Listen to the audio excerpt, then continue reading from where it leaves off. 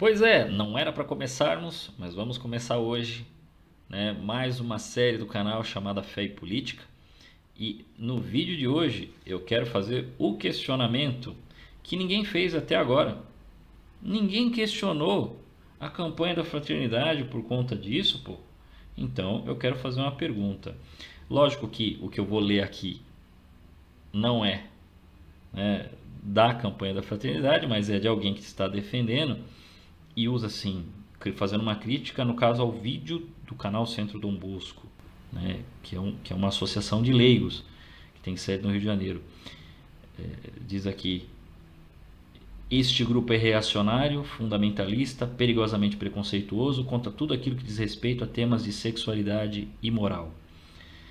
Né? E aí, como ele é o padre que usa aqui, diz que eles não são salesianos, e eles não são mesmo, eles são uma associação de leigos, pode escolher o santo que eles quiserem. Desconheço que isso aconteça.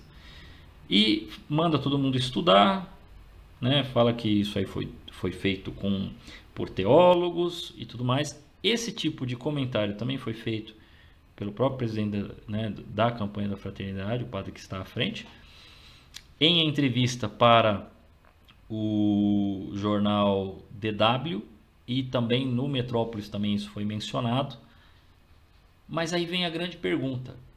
É lógico que alguns, como esse padre, outros de modo até mais agressivo, eu vou colocar aqui para vocês. Mas vem a grande pergunta. A pergunta é essa: campanha da fraternidade, quando é que vocês vão dialogar com quem não pensa igual a vocês? São católicos, como vocês. Ou eles deixaram de ser católicos? Desconheço. Então, quando é que a campanha da fraternidade vai dialogar com o diferente que está dentro da igreja, antes de querer ir falar com o outro? Quando é que a gente vai sair dessa hipocrisia? Oh, come, let us adore him. Oh, come, let us adore him. Oh, come, let us adore him, Christ the Lord. Caríssimos irmãos, eu sou o Leandro Cajado, você está no canal Ascese Catequese. Inicia aqui uma nova série. Eu quero pedir para você, além de você dar like, né, você compartilhar o vídeo, e eu peço que você se inscreva no canal se você nunca entrou aqui, porque aqui tem vídeo todo dia. Né? Mesmo que não tenha os vídeos da tarde, que são os vídeos mais de reflexão, tem o Santo do Dia. De segunda-feira teve a meditação, né? Nós iniciamos aí já tem um tempinho, então estamos tendo vídeo todos os dias. Esse é um ano que realmente vai ter vídeo todo dia. Você vai ver vídeo todo dia aqui no canal. Mas eu quero pedir para você uma avaliação. Escreve nos comentários o que você achou do som e da imagem. Porque eu nunca usei esse formato. Com esse microfone, eu falando aqui, né, para a câmera dessa maneira. A câmera que eu estou usando é diferente. O microfone eu nunca tinha usado dessa maneira. Se você achou que ficou bom o som e o áudio, né, o áudio e o vídeo, desculpa, o áudio e o vídeo, você comenta embaixo, ficou bom, pode fazer mais vídeos assim. Senão eu também vou utilizar o formato que eu costumo usar para os outros vídeos. Dito isso, vamos falar. Ora, cadê o diálogo com os católicos? Católicos estão discordando de todos os lados. Eu não vou aqui repetir a nota da CNBB, porque já houve uma crítica até sobre a nota da CNBB. Porque ela foca alguns pontos, mas ela não vai aonde as críticas estão ocorrendo. Ela vai até um ponto e para. Os jornais e revistas não tocam naquilo que foi criticado e alegam apenas, assim como eu vou mostrar aqui um padre, né, alegam apenas o seguinte: eles estão bravos porque se falou dos homossexuais. Não é isso. Não é isso. Até porque eu preciso falar o que às vezes esses grupos não falam, que assim, a partir do quinto mandamento, todo católico é contra que pessoas morram mediante violência. Agora, o problema é que quando isto é analisado, e não me venham aí com o papo de ecumenismo, e eu vou explicar por quê, porque quando você está dizendo que é ecumênico, um encontro ecumênico compreende cristãos, mesmo que sejam não católicos. Se eles são não católicos, mas são cristãos, todos eles obedecem os 10 mandamentos. Então não dá para você fugir daquilo que falam os mandamentos, da compreensão dos 10 mandamentos. Então dizer assim, não, é porque é um diálogo ecumênico, a culpa é da CONIC, porque a CONIC que ficou responsável, não foi a CNBB dessa vez. Não cola, não cola. Exatamente por isso, né? Não dá para seguir esse tipo de ideia, visto que mesmo para cristãos não católicos, eles creem nos 10 mandamentos e creem que Jesus não veio para abolir os 10 mandamentos, veio para levá-los à perfeição. Então você precisa, quando você faz uma análise, um documento ecumênico ou não, ele precisa ser abalizado a partir desses princípios, né? Aqui o padre, né, até o texto que eu li aqui é de um padre chamado João Mendonça. Ele é salesiano, ele ficou bravo com o Centro Dom Bosco, né, e disse que o Centro Dom Bosco se apropria indevidamente, criminosamente. Tá vendo a falta de diálogo? Quando é para xingar, xinga. Isso aqui é xingar. Você está dizendo que o cara cometeu um crime, aí tá xingando. Mas esse tipo de coisa passa. Afinal de contas, você está defendendo a campanha da fraternidade. Então aí você é dialogante. Com quem? Que hipocrisia que nós somos, né? Eu falo assim, precisamos dialogar com o mundo. Mas com os católicos eu excluo. Não, você discorda. Você é falso. Você é criminoso. Você é isso. Você é ultrafundamentalista, como alguns jornais utilizaram essa expressão, né? Ultraconservador. Aí eu não dialogo, aí eu já bato. Por quê? Aí o que eu faço? Eu tenho minha assessoria de imprensa, eu peço para a imprensa vir, aí eu choro para a imprensa, para a imprensa atacar estes grupos. Mas por que eu não chamei para o diálogo? Olha, vocês entenderam errado, não. Talvez as expressões podem estar confusas. Vamos sentar e dialogar então, já que o tema da campanha da fraternidade é fraternidade e diálogo. Olha só. É dialogar com o diferente? É falar de violência? Não, eu faço violência com esses porque eu entendo que esses daí são intolerantes, então ao intolerante toda intolerância. Ora, então nós estamos começando a entender que já começamos mal a campanha, hein? A primeira oposição eu já bato de frente. Por quê? Não, porque eu critiquei, porque nos últimos anos houve uma polarização política e um fanatismo político. Só agora você percebeu que existia isso? Quer dizer, quando não tinha esse negócio de direita e esquerda no Brasil, porque eu lembro muito bem, né, alguns anos atrás até chegaram até professores em jornais a dizer que não tinha mais nem ideologia. Não existe mais nem ideologia no Brasil. Eu pensei, mas que loucura. Por quê? Porque existia uma hegemonia de pensamento. Então você só fazia críticas pontuais. Você não criticava as intenções. Você não criticava a partir de que princípio a pessoa toma tal ação. Você só fazia uma crítica. Olha, ocorreu um roubo. As pessoas estão preocupadas com dinheiro. Não, peraí. Ninguém tinha plano de poder, então tu não entendeu o que é política. Política tem plano de poder, os caras têm plano de poder. Grupos e partidos têm ideologia, então tinham. Nunca se discutiu isso, né? Quando surgiu alguém, opa, eu não concordo com isso, agora existe fanático, agora existe polarização. Não, gente, agora existe democracia. Democracia é concordar e discordar. Quando você só discorda de pontos, sem analisar os fundamentos do seu adversário, você está perdendo. Então, né, não é que a CNBB não tinha notas há anos atrás, né, 5, 6, 7, 10 anos atrás. É que ela fazia algumas notas sobre alguns pontos. Tem gente roubando, tem coisa, olha, nós estamos vendo uma corrupção, mas ela não era incisiva. Hoje ela faz notas incisivas. A ponto de que uma das questões que foi criticada também por vários católicos da campanha da fraternidade foi a questão de que o grupo que está por trás da campanha da fraternidade é contra de que as igrejas tenham voltado a celebrar. Por quê? Eu entendo aqui que a campanha da fraternidade não considera essencial o serviço da igreja. Ou seja, não creem. Para mim isso é não creio. Não creio na igreja, não creio nos sacramentos, não creio na função espiritual cujo qual, quando você fala um negócio desse que não é essencial, você começa a tornar a religião uma coisa particular. Olha o perigo, olha o perigo, olha o perigo. Né? Eu faço até uma menção aqui. Recentemente eu tive que assistir algumas coisas aí do período mais do Renascimento, modernismo, né? E era o tempo ali do Galileu, do pessoal. Teve uma pandemia. Teve uma pandemia. E aí, quem é que andava pelas ruas? Os médicos e os padres, para oferecer o sacramento, comunhão e unção dos enfermos. Os padres não puderam, no período da pandemia, ir nos hospitais para dar a unção dos enfermos, né, para dar a comunhão, para atender confissão de nenhuma das pessoas que teve, né, que ficou doente. Pensa que algumas pessoas precisavam se confessar, né? Você não se salva porque você é bonzinho, você se salva se você estiver em estado de graça, cara. Você está obedecendo os mandamentos, ó, voltamos lá para os mandamentos.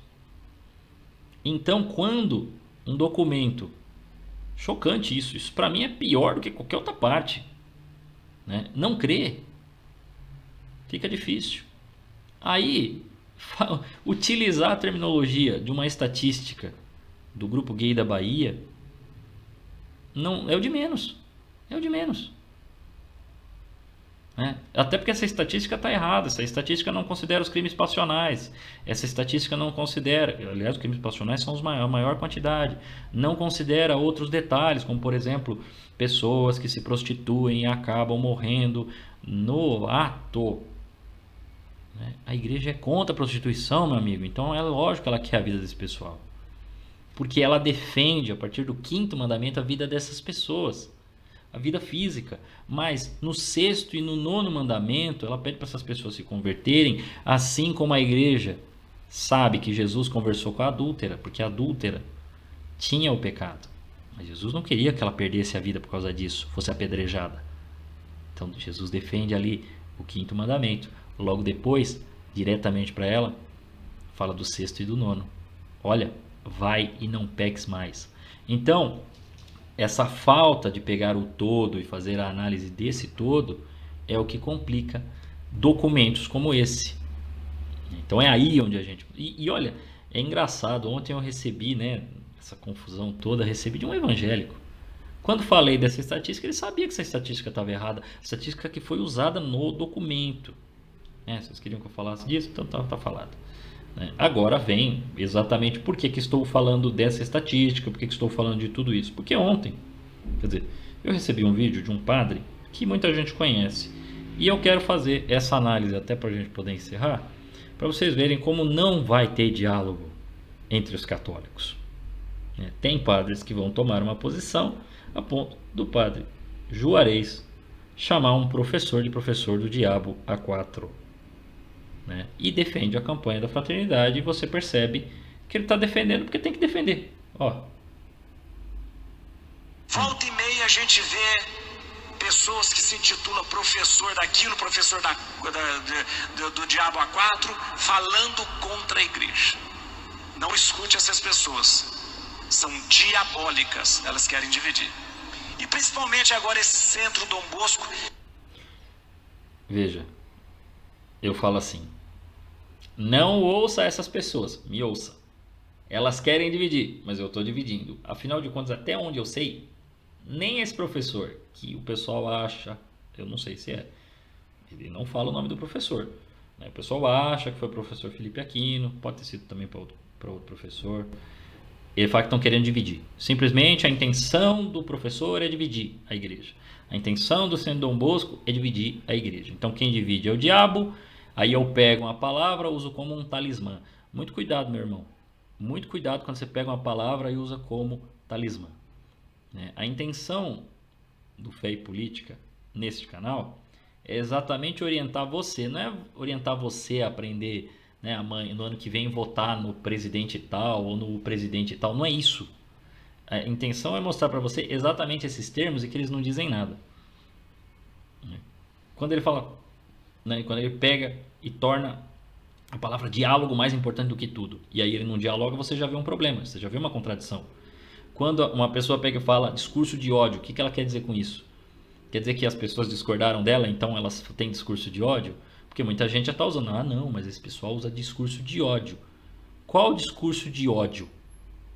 Eu discordar, pegar o documento, colocar parte por parte é um discurso de ódio? A pessoa, sei lá, tem um temperamento mais agressivo, fala de modo, não sei o quê, porque isso é um absurdo e tal. Isso é um discurso de ódio? Não é, é só o temperamento da pessoa. Né? Não confunda o temperamento e o jeito da pessoa com o discurso de ódio. Eu nem sei o que é discurso de ódio, porque ele não fica claro, exatamente para tornar a margem muito larga. Então isso é utilizado pelas pessoas. Outra coisa, vi também leigos falando, isso aí que o pessoal está fazendo é notícia falsa, é fake news. Cuidado.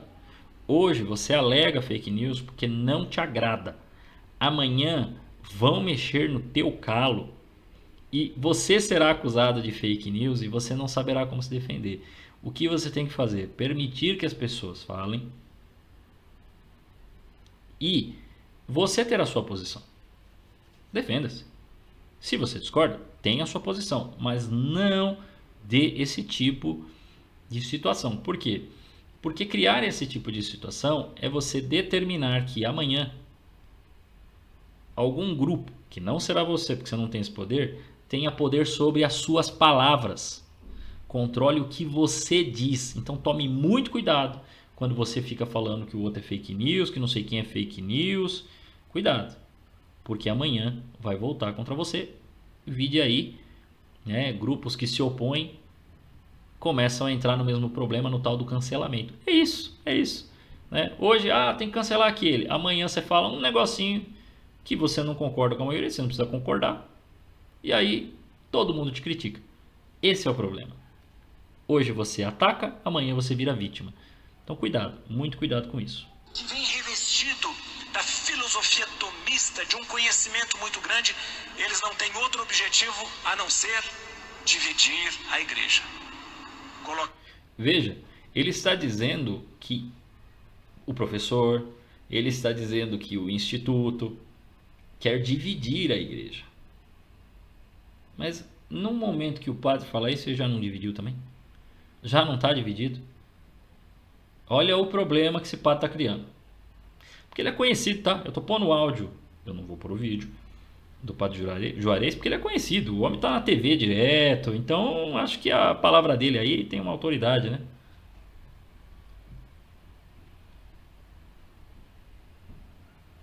Colocar as pessoas contra a igreja, fazer o trabalho de Satanás.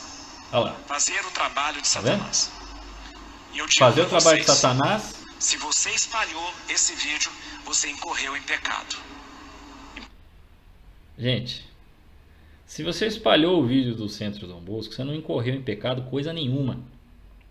Manda ele dizer onde está o pecado. Porque não dialogou? Ele não está dialogando. Por que ele não ligou lá no Centro Dom Bosco?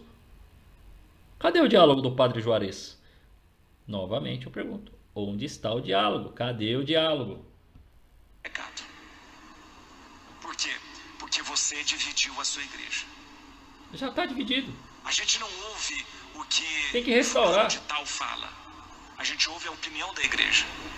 É. A opinião da igreja. A opinião da igreja é o magistério da igreja, inspirado pelo Espírito Santo. Veja.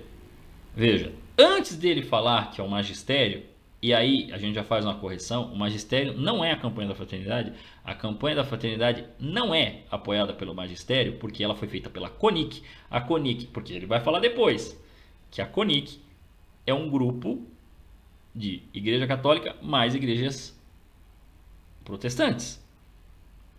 Então, cara, cadê o magistério nisso daí? O magistério não tem nada a ver. Você está pegando uma autoridade que não é a que está sendo criticada.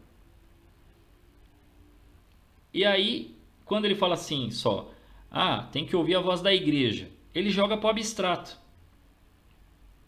Ele não define, depois ele define. Mas primeiro assim, você precisa ver a voz da igreja, não a voz de alguém que é da igreja, né? Porque está falando de um católico. Ele está falando de um grupo de católicos. Ou ele já sabe por quê? Qual é o ponto do pecado? Prestem atenção, tem muita gente que faz isso. Aqui é um padre, pode ser um outro padre, pode ser um teólogo. Tem muita gente que faz isso. e usa esse tipo de discurso de autoridade para dizer que o discurso do outro não vale nada. Então você ataca ad hominem, você vai lá e ataca a pessoa, mas não ataca os argumentos. Né? O padre fez isso. Como ele tem autoridade, ele está numa homilia, ele vai lá e ataca as pessoas. As críticas que foram feitas, e vocês encontram até homilias de padre, de bispo e tudo mais sobre a campanha da fraternidade, é sobre o documento e não sobre as pessoas. Ah, mas criticaram a teóloga. Não criticaram a pessoa dela. Ninguém falou assim, ela é isso, ela é o diabo. Não, só falou assim, ó, ela defende o aborto. Nos parece muito estranho uma pessoa que defende o aborto estar à frente de uma campanha cristã. Por quê? Porque o aborto é mal para todo o cristianismo. As igrejas são contra o aborto. As igrejas cristãs, não só o católico. Até o espírita é contra o aborto. Quando nós temos a campanha da fraternidade esse ano, nós temos uma campanha da fraternidade ecumênica. Veja que coisa linda. Tá vendo? Ecumênica. Várias igrejas O que ele quer, a magistério da igreja? tradicionais, evangélicas estarão conosco fazendo a campanha. Sim. Aquelas que pertencem ao CONIC, Sim. Conselho Nacional das Igrejas Cristãs. Veja que bonito isso. A campanha da fraternidade Mas tem desse que ser ano bonito, tem que ser fala certo. sobre o diálogo, fraternidade e diálogo. E cadê a fraternidade do padre para falar do Centro Dom Bosco? Eu chamar a pessoa de, isso é diabólico, esse professor do Diabo A4, né? O Centro Dom Bosco é do diabo, tá dividindo, porque então é do diabo, ele tá falando isso. Né? Vocês estão dividindo, é do diabo, dividir é do diabo. E ele tá fazendo divisão aqui, porque ele tá falando, não, escutem. Ué, ele não tá fazendo uma alegação de que os caras estão numa heresia? Ué, ora, então por que eu tenho que concordar com a campanha da fraternidade se nem o cara aqui que está defendendo a campanha da fraternidade é fraterno? Ah, meu amigo, esse negócio de paz sem resolução das coisas não vai funcionar, padre. E o ponto que este grupelho, são A fraternidade do padre. Dom Bosco está batendo, é que fala, porque na campanha da fraternidade há uma página falando sobre as pessoas que são perseguidas, marginalizadas e mortas. E lá fala... Veja que eu já falei disso que ele vai falar. A estatística está errada. O que foi criticado foi o método utilizado para falar disso. E não por conta de pessoas que morrem mediante violência. Ainda assim, nos surpreende, e a mim me surpreende muito mais, que a média de violência no Brasil desde 2019 caiu mais de 25% e ninguém fala disso e continua mantendo um discurso. Me parece que surgiu violência do nada, porque morriam 60 mil pessoas por conta do tráfico e de outras questões relacionadas à violência de bandidagem. E agora parece que tem violência. Eu começo a achar que existem acordos de politicagem, né? Visto que diminuiu a violência, não é que aumentou. Que coisa, não, o pessoal não lê os negócios, parece que só eu estou informado. Eu acho que não, né? Não é possível. Eu não posso, não, tem muita gente à frente desse negócio. Eu sou só um. Eu consegui ler que houve diminuição de morte. Não é possível.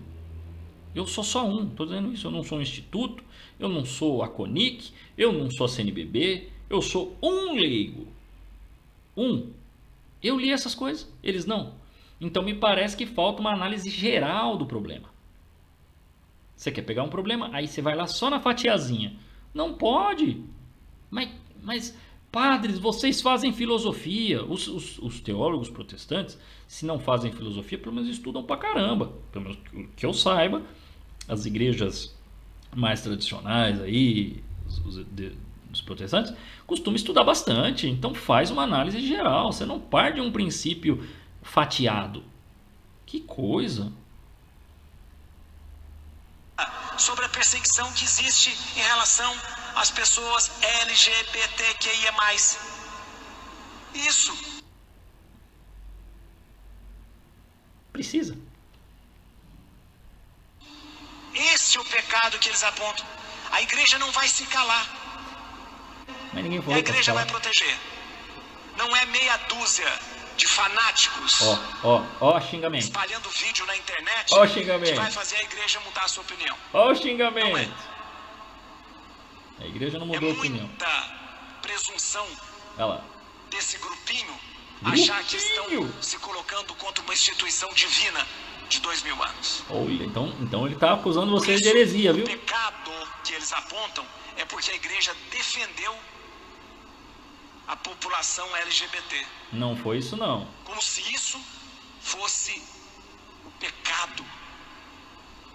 O padre Não, só leu a o igreja documento. vai defender. Já defende sem Nós ler. não podemos viver num país onde as pessoas Aí ele vai morrem depois dizer, eu por li. causa Por causa do quê? do gênero. Do gênero? Do gênero. Bom, a palavra gênero foi utilizada também no documento Lexicon, né? Mas ela tem uma definição muito clara. Definição essa que, quando utilizada no documento, não ficou claro. Deu outra interpretação. Então, eu quis colocar essa parte aqui que o padre Juarez falou para você ver como é que os ataques estão vindo. O pessoal alega ataque. Estou sendo atacado. Quando ele vai falar do outro, a crítica é dessa maneira. E aí o outro é ultra, o outro é radical, o outro é fanático. E aí como é que eu posso acreditar naquela parte que eles fazem a discussão da política? Dizendo que nós entramos num momento de fanatismo. Bom, nós entramos num momento de que agora existe polarização.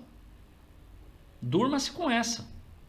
Existem gente que não concorda com esse tipo de posicionamento que universidades, que políticos, que a TV tem.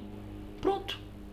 Agora, vai se usar dessa maneira, vai se manipular documentos para dizer assim, olha, se você continua com esse pensamento, então você já está errado. Epa, então não me venha falar de democracia, porque isto que está se tentando fazer é uma hegemonia de pensamento, mas não uma hegemonia de pensamento na linha católica, né? Porque se fosse na linha católica, seria obedecer aos mandamentos, seria compreender o papel de cada pessoa, seria compreender o respeito, compreender que o quinto mandamento tem de ser respeitado, então não se deve matar as pessoas gratuitamente. Da mesma forma, deve-se seguir o sexto mandamento. E é muito triste isso, né? Muito triste. Poderíamos pensar também no quarto mandamento, quando se fala, né, da questão do amor à pátria. Será que essas pessoas não têm amor à pátria? Só querem ver a destruição? Ou o que está acontecendo é que nós chegamos num ponto onde existe uma dúvida sobre grupos que tiveram hegemonia nas últimas décadas. E posicionamentos e pensamentos, e que vinha, às vezes, de universidade, parecia tudo uma novidade. Olha, agora se fala assim, não se fala assado. Agora a gente pensa assim, não pensa assado. Agora, né, baseado, né, em artes, né, naquilo que é a imprensa, num todo, não apenas no jornal, mas nas suas artes e como era comentado, como vinha das universidades. Quando isso começa a ser criticado, agora temos fanáticos. Mas, gente, pessoas que apoiavam esses grupos, ainda que tenham as suas distensões, porque sempre tem, não foram o que alguns anos atrás foram na frente de um jornal e quebraram, jogaram lixo, tacaram, picharam, fizeram tudo isso? Pouco se falava, né? E aquele grupo que em 2013 saía fazendo quebra-quebra e tudo mais e mataram um jornalista? A própria imprensa quase não o criticou. Por quê? Porque este grupo tinha, na mentalidade daquilo que defendia, muito do que a imprensa e outros, e fica até no fundo falado nesses documentos que a gente acaba lendo atualmente, né? Da campanha da fraternidade, e às vezes as notinhas da CNBB criticando atualmente alguns posicionamentos do governo. É realmente muito complicado mesmo.